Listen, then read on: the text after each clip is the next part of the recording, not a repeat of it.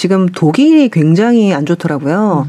그러니까 왜냐하면 독일이 대부분 이제 제조업 베이스의 나라라는 거는 다 아실 텐데 독일의 제련 공장 문 닫았다, 내지는 제지 공장 셧다운했다. 왜냐하면 전기료가 너무 비싸가지고 지금 공장이 돌아갈 수 없는 상황이다라는 얘기가 아주 많더라고요.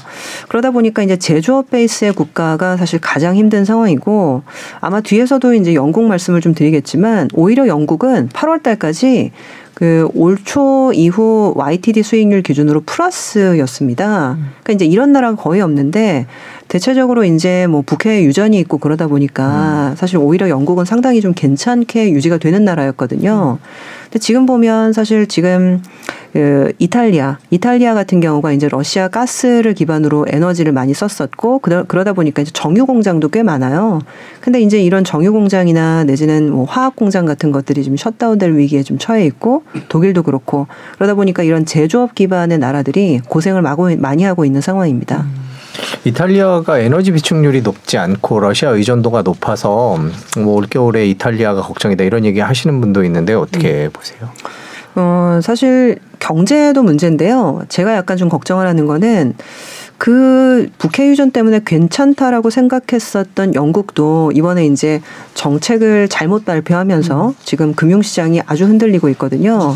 근데 아시겠지만 이탈리아도 이번에 선거를 통해서 정권이 바뀌었습니다.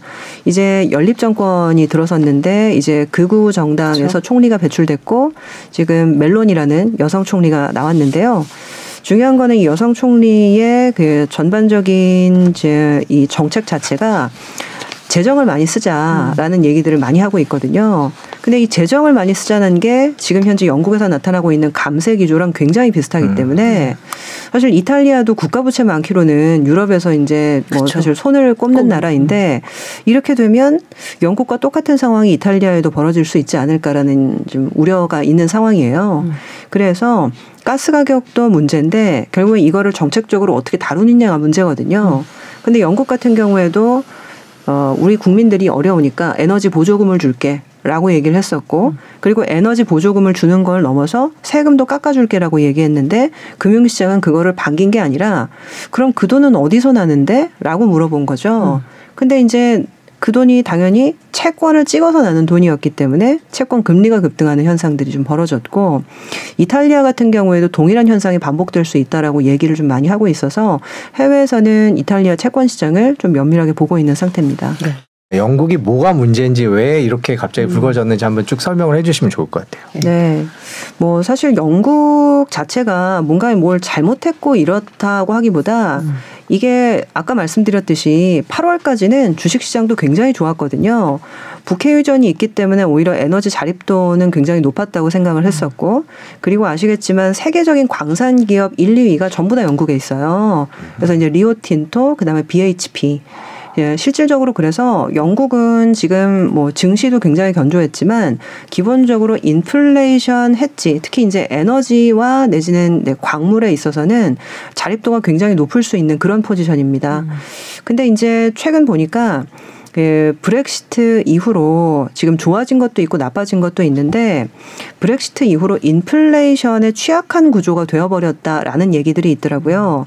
어떤 말씀이냐면은 기본적으로 일단은 인구 유입이 많게 되면 이민자들이 유입되다 보니까 노동 비용이 굉장히 싸집니다. 그러다 보니까 임금이 올라가는 것들을 좀 방지할 수가 있고요. 근데 이 브렉시트 이후로 노동자들이 대거 빠져나가게 되면서 일을 할 사람이 없다 보니까 실제 임금 상승률이 굉장히 높아진 거죠. 그러다 보니까 이 브렉시트가 인플레이션을 좀 부추겼다라는 분석이 있고요. 그리고 이제 두 번째는 유럽연합에서 이탈을 하다 보니까 수입품의 가격이 더 높아지는 좀 현상이 있었던 거예요. 그러다 보니까 이 브렉시트가 사실상 좋은 점이 있고 나쁜 점이 있는데 나쁜 점이 인플레이션 환경에서 더 부각되어 버린 거죠. 그래서 올 초까지는 잘 견디다가 이 인플레이션을 어떻게 컨트롤할까 정부가 고민을 많이 했는데 이번에 이제 내각이 바뀌다 보니까 우리는 감세로 가겠어라고 얘기를 한 게 발단이 된 거죠. 그렇죠. 아시겠지만 지금 이 이 영국의 이제 여성 총리 트루스 총리 자체는 마가렛 대처를 표방을 하면서 지금 나도 레이건 같은 내지 신자유주의 이런 것들을 하겠다라고 얘기를 많이 하고 있거든요. 그래서 이번에 지금 정책적으로 실수를 한 게 아니냐라는 비판이 굉장히 많음에도 불구하고 감세는 철회하겠다. 라고 얘기를 한 뒤에서도 계속 의회 연설을 하면서 그래도 감세는 좋은 정책이다. 우리는 감세를 계속 고려하고 있다. 그렇죠. 이런 식으로 얘기를 하고 있거든요. 성장을 이끌겠다. 이제 그런 그렇죠. 거죠. 그러니까 이제 성장을 하는 거는 좋은데 성장을 어떻게 이끌 거냐라는 정책에서 감세를 택한 거예요. 근데 사실 성장을 택하는 거에는 꼭 이제 조세 정책만 있는 건 아니거든요. 예를 들면 비조세 정책. 뭐 미국 같은 경우에 이제 IRA나 이런 것들이 사실은 대표적인 비조세 정책인데 실질적으로 이제 규제를 통해서 레귤레이션을 바꿔서 이걸 통해서 기업 활동을 유도하는 방식이기 때문에 이거는 사실 재정 부담이 훨씬 덜한 방식이거든요. 근데 이제 이런 것들을 택하지 않고 예전에 마가렛 대처가 했던 것처럼 레이건이 했던 것처럼 감세를 통해서 성장률을 제고하겠다. 근데 이런 사실은 방식이 인플레이션이 지금 활황일 때는 통하지를 않는 거죠. 오히려 돈을 풀겠다고 하는 정책이기 때문에 인플레이션에 더 불을 붙이는 전략으로 시장에서는 생각을 하는 거고 그러다 보니까 이게 좋은 정책이 어떤 환경에서는 나쁜 정책이 되기도 하기 때문에 그런 부분에 지금 영국에 좀 아킬레스건이 있다라고 보시면 될 것 같습니다. 감세를 하겠다는 게 채권 시장한테는 아주 안 좋은 시그널이 된 거거든요. 근데 지금 모든 나라가 다 경제가 어렵기 때문에 이 정책이 사실은 성공하게 되면 나도 감세할래 다른 나라들이 다 따라할 수 있는데 그렇게 되면 미국이 금리를 올리는 와중에 채권 시장이 파열음이 나게 되는 약간 부정적인 효과가 더 증폭될 수가 있는 거거든요. 그래서 어떻게 보면 미국은 금리를 올리는데 사고가 안 나기를 바라는 마음이 있는 거고 근데 이 금리를 올리는 상황에서 다른 나라가 이런 얘기를 해버리니까 사실 좀 난처했던 거 아닌가 그런 생각들이 좀 들어요. 사실 방금 말씀드렸던 것처럼 이태리가 아마 따라하고 싶을 거고 다른 나라들도 사실은 따라하고 싶은 나라들이 꽤 많을 거거든요. 왜냐하면 정치인들은 좀 포퓰리즘 이런 것들이 굉장히 잘 먹히기 때문에 이번에 이제 브라질 같은 경우도 룰라가 지금 이제 뭐 재선을 이제 한 상황이기 때문에 재선을 이제 한다고. 그래서 지금 이런 정책들이 좀 유행을 했을 때 채권 시장의 파급력이 굉장히 커질 수 있기 때문에 우려를 했다라고 보고 있고 지금 근데 참 걱정스러운 게 어제 영국 영란은행이 추가적으로 대책을 내놨거든요. 아시겠지만 상황이 이렇게 되다 보니까 이게 참 뭔가 이렇게 중독되면 끊기 어렵다라고 하는데 양적 완화를 그만하겠다라고 했다가 2주 정도 다시 채권을 사겠다고 한 거예요. 그래가지고 돈을 줄이겠다고 했다가 다시 푸는 정책이니까 사실 안 좋은 정책인데 어쩔 수가 없었겠죠.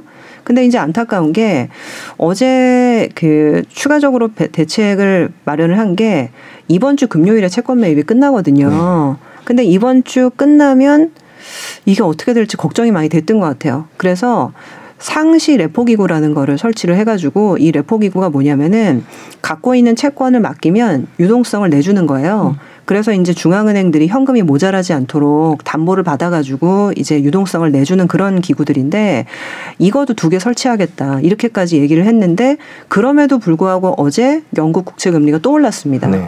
그래서 이제 예전 금리까지 이제 급등을 한 상황이라 전체적으로 보면 시장이 이거 가지고는 안 돼라고 얘기를 하는 상황이고 좀 영국 쪽도 좀 당황스럽겠죠.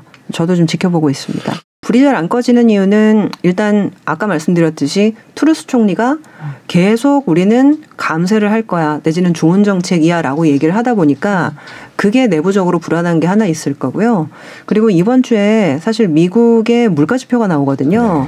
근데 이제 물가지표 예상치를 제가 보다 보니까 이게 헤드라인 그러니까 이제 대표 지표는 떨어져요. 자, 전월보다. 근데 코어 지표라고 해서 핵심 물가 지표.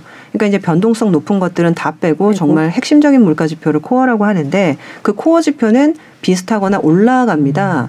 그러다 보니까 영국이 아무리 이거를 이제 가라앉히려고 해도 가장 키를 쥐고 있는 미국에서 물가 지표가 높이 나오고 계속 긴축을 한다라고 얘기해버리면 다 소용이 없는 상황들이 될 수가 있기 때문에 아마 그 부분들을 좀 우려하는 게 아닌가 생각이 좀 듭니다. 유전도 있고 에너지원이 있는 나라가 단순히 그 브렉시트로 인한 어떤 그 인플레 영향을 고스란히 받는다고 해도 이렇게 독일, 프랑스처럼 에너지 값이 올라가는 이유는 뭘까? 이런 궁금증이 문득 들거든요. 사실 북해 유전이 있기는 해도요. 네. 실질적으로 영국은 순수입 국가였더라고요. 그래서 실질적으로는 북해 유전이 있어도 내부에서 이제 쓰는 에너지원이나 이런 것들을 다 조달을 못하기 때문에 해외에서 많이 이제 순수입을 하는 그런 포지션이었습니다. 그러다 보니까 이제 더 올라간 부분이 있고, 그리고 이제 파운드화가 급락을 하다 보니까 그렇죠. 더욱더 이제 수입 가격을 부추긴 측면들도 있고요. 그래서 사실 이런 부분들이 단순하게 이제 경제가 어려운 것들이 아니라 최근에 아마 보셨겠지만은 영국 연금 펀드들이 정말 큰 일이 날 뻔했었거든요. 2008년도 리만 브라더스 파산 때 그때 당시 상황을 다룬 영화들이 굉장히 많아요. 빅숏도 있고. 근데 이제 그때 영화를 딱 보면은요. 리만 파산 한 일주일 전부터 중앙은행 장들이랑 내지는 이제 뭐 이렇게 각 IB들 헤드들이 다 모여가지고 막 긴급 회의를 하는 장면들이 엄청 나오거든요. 그러면서 이제 뭐 이거를 죽여 살려 내지는 뭐 지원을 해줘야 돼 말아야 돼. 근데 그 일들이 이번에 영란은행에서 똑같이 일어났어요. 실제 보니까 우리나라는 은행이 보통 이제 대출을 하게 되면 예금과 이제 예금을 담보로 이제 대출을 하고, 그리고 이제 투자를 할 때도 레버리지 같은 것들을 크게 쓰지 않거든요. 금융당국에서 이거를 크게 모니터링을 하고 있기 때문에. 근데 영국이랑 유럽에서는 금리가 제로가 된 지 너무 오래되기도 했고, 그리고 유럽 같은 경우 사실 마이너스 금리였기 때문에 연금 펀드가 운용을 할 때 실제 레버리지를 4배에서 7배 정도 썼다고 하더라고요. 아시겠지만은 주식에 대한 레버리지가 아니라 채권에 대한 레버리지를 쓴 건데, 그러다 보니까 이번에 사실은 채권 금리가 급등을 하면서 이게 만약에 4배 레버리지를 썼다고 상상을 해보실게요. 그러면은 이제 100이라는 전체 규모의 채권을 사기 위해서 25 정도만 현금을 보유하고 나머지는 레버리지를 쓴 건데, 이렇게 되면 가격이 25%가 떨어지면 전체 포지션이 그냥 날아가 버리는 겁니다. 근데 중요한 게 최근에 어떤 채권 금리 변동성 거진 그 이상으로 벌어졌기 때문에 지지난주 화요일부터 영국의 연금 펀드 담당자들이 영란은행한테 계속 메일을 썼대요. 당장 회의를 소집해달라. 오늘 개입하지 않으면은 당신들의 소중한 내지는 우리들의 소중한 연금 자산이 다 날아가게 생겼으니까 바로 회의를 해야 된다. 근데 화요일에도 그 이메일을 받고서 묵묵부답이었다 하더라고요. 그래가지고 이제 오후에도 계속 연락을 해가지고 지금 난리나게 생겼으니까 지금 가만히 있을 때가 아니다라고 해가지고 수요일 날 아침에 겨우 모여가지고 얼마나 심각한 상황인지를 브리핑을 받고 그날 대책을 발표했었다 하더라고요. 그래서 이제 그 막전막후 내용들을 좀 보도받은 사람들이 대체적으로 다 이거 2008년이랑 너무 비슷한 거 아니냐? 이런 얘기들도 좀 많이 했고요. 근데 일단은 좀 사전에 개입을 해서 어떻게 이제 급한 불을 끄기는 했는데, 지금 이런 일들이 영국 이외의 국가에서 벌어지지 않으라는 법은 없는 거 아니냐, 이런 얘기들이 많이 있는 상황이고요. 저도 뭐 이제 뭐 불안감이나 이런 것들을 좀 증폭시키고자 하는 말씀을 드리는 것이 아니라 현재 지금 벌어지고 있는 상황에 대해서 시장이 많이 불안해하고 있다. 그런 것들을 좀 소개를 드렸습니다. 최근 외신 보도를 보니까 푸틴이 좀 궁지에 몰린 부분은 분명히 있는 것 같더라고요. 왜냐하면 이제 부분 동원령을 내린다라고 이제 한 몇 주 전에 얘기를 했는데, 그 이후에 젊은이들이 러시아를 탈출하는 행렬들이 굉장히 많다라고 해서 대대적으로 보도가 많이 됐거든요. 그러니까 이 얘기는 어떻게 보면 사실 50년, 60년이 흘렀는데 예전엔 러시아를 위해서 목숨을 바치겠다, 뭐 이렇게 얘기하는 젊은이들이 많았을 수 있지만, 지금 이제 SNS를 통해서, 그리고 이제 뭐 해외 뉴스를 통해서 지금 현재 이 전쟁을 세계가 어떻게 보고 있는지 다들 알고 있거든요.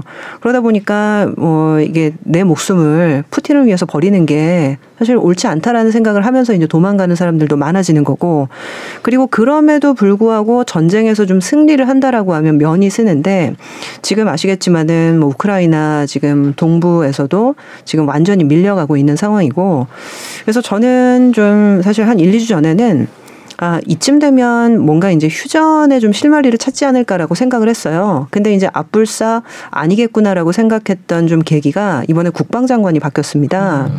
그 사실 기존의 국방장관이 이제 푸틴의 오른팔이라고 얘기가 되는 사람이었는데 이제 그 사람을 교체해가지고 딴 사람을 앉혔더라고요. 그래서 이제 그 사람의 어떤 캐릭터를 보면 향후의 전황의 방향을 예측해 볼 수가 있는데 안타깝게도 그동안 있었던 전쟁에서 아주 비인도적인 어떤 살상 무기를 썼기로 아주 유명한 사람으로 지금 얘기가 되고 있습니다.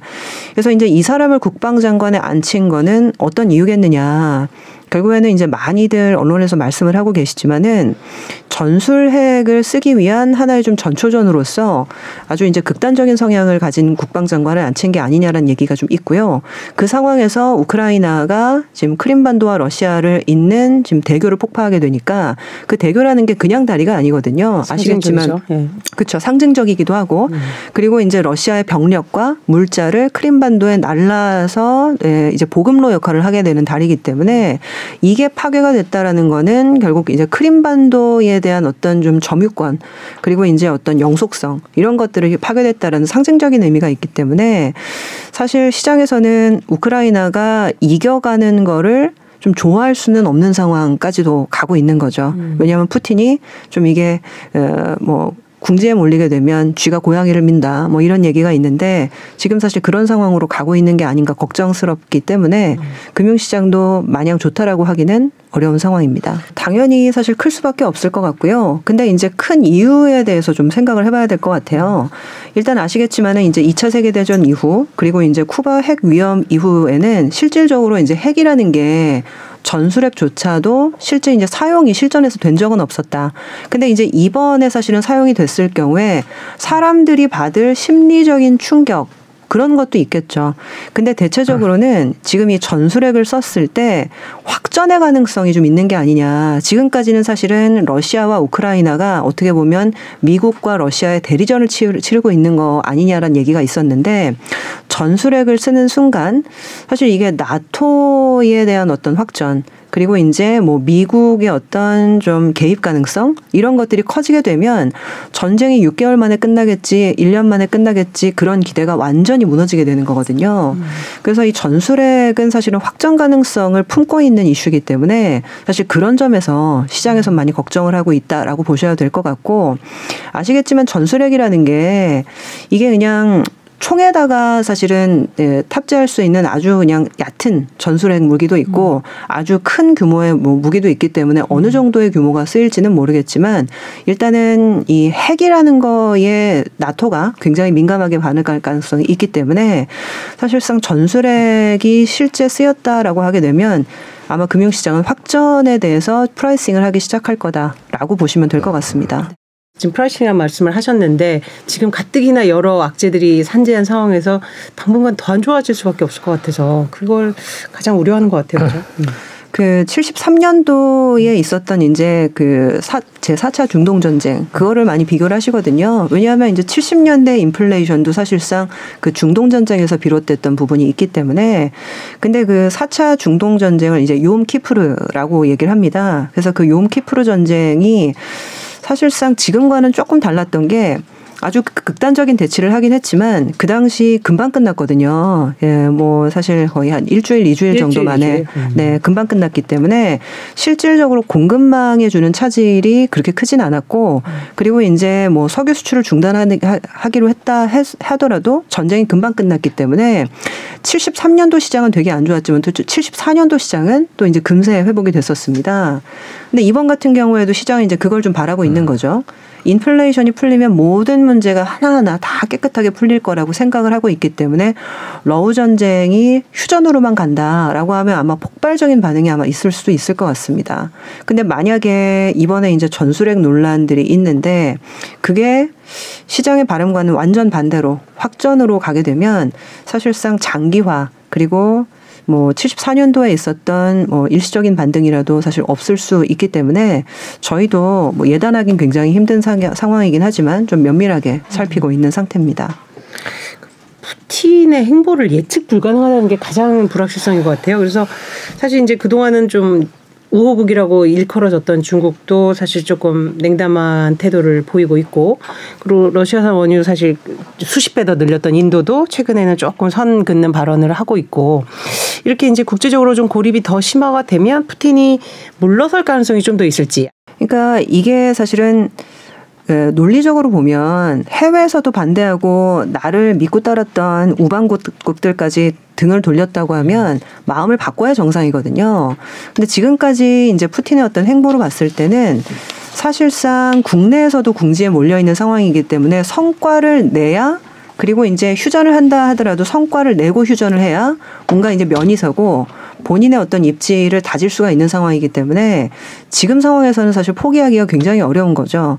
만약에라도 러시아 내에서 이제 쿠데타가 일어나가지고 푸틴을 끌어내리는 상황이 온다라고 하면 모를까, 아마 자발적으로 사실은 휴전을 택할 가능성은 지금으로서는 사실 굉장히 낮다라고 보이고, 그러다 보니까 지금 사실은 이 러시아 우크라이나 전쟁이 겨울 동안에는 LNG 가격이 많이 오를 가능성이 높거든요. 그리고 이제 유가도 많이 오를 가능성이 높고 난방용 수요 때문에, 그러다 보니까 겨울이 지나서 일단 전황이 전개되는 것들을 보면 봄 정도에는 좀 바뀌지 않을까라는 생각들을 좀 하시는 분들이 있는 것 같아요. 저도 그거를 좀 기대를 하고 있고요. 왜냐하면 작년이 아니죠. 올해 초죠. 지금 2월 말 정도부터 이제 개전이 됐기 때문에 내년 봄바람이 불 때쯤이면 정확하게 1년이 됩니다. 근데 이제 1년 정도 지나게 되면 성과가 없다라고 했을 때 겨울도 지나가니까 뭔가 이제 휴전에 대한 좀 실마리를 찾을 수 있는 시점이기도 하고요. 근데 만약에 뭐 전술핵이나 이런 것들이 실제 쓰이게 되면 휴전으로 가는 거는 이제 물 건너 가는 거기 때문에 지금 굉장히 중요한 기로에 있다라고 보시면 됩니다. 지금 뭐 인도랑 중국 얘기를 얼핏 여쭤봤는데 지금 러시아 경제 상황은 어떤 상황입니까? 지금 사실 처음에는 루블화가 굉장히 강세로 가고, 그리고 이제 원유 천연가스가 굉장히 좀 비싸게 팔려 나갔기 때문에 처음에는 사실 굉장히 좋았었어요. 근데 아시겠지만 요번에 이제 원유와 지금 가스에 대해서 수출 가격에 캡을 씌운다라는 것들을 지금 상한제. 상한제를 추진을 하고 있기 때문에 이 상한제를 추진하면서 수출은 하는데 실제로 이익을 내기 어려운 상황들에 좀 몰리고 있는 거죠. 그리고 금융제재 상황이 좀 오래 가게 되면서 러시아도 사실은 쉽지는 않은 상황이고, 그러다 보니까 내부에서는 푸틴한테 마음을 좀 돌리기를 바라는 좀 온건주의자들이 분명히 있고요.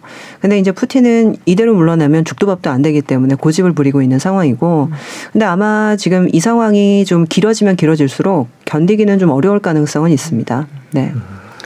그 러시아산 가스, 그러니까 러시아 때문에 이제 유럽이 이제 굉장히 좀 혹독한 겨울을 맞을 것으로 예고되고 있는데, 그러면 유럽이 그동안 저장해놨던 그런 에너지 이런 것으로 올 겨울을 좀 잘 버티면 아까 말씀하신 그 2월 말쯤에 조금 러우 전쟁의 변수가 될 수 있을까요? 뭐 이번 겨울 같은 경우가 지금 유럽 쪽 각 저장고 상황을 보면 겨울에 써야 될 가스를 한 85% 정도까지는 이미 비축을 했다 하더라고요. 그래서 굉장히 다행스럽게도 이번 겨울은 날 수 있다라고 얘기를 하고 있어요. 그런 것들 보면 겨울에 아마도 천연가스 가격이 추가로 급등하거나 내지는 유가가 이제 문제가 될 소지는 거의 없다라고 보여지고요. 그렇게 되면 이게 이제 푸틴 입장에서도 장기화가 뻔히 눈에 보이는데, 뭐 이거를 이제 고집을 할지 아니면 이제 모종의 좀 협상을 할지 아마 그때쯤이면 실마리가 좀 나올 것 같고, 근데 말씀하신 것처럼 그 시나리오도 있긴 한데 만약에라도 방금 말씀드렸던 전술핵 이런 상황들이 나오게 되면 이거는 완전히 다른 국면으로 전개가 되는 거기 때문에 이번 겨울을 조용히 잘 놔야 되겠죠.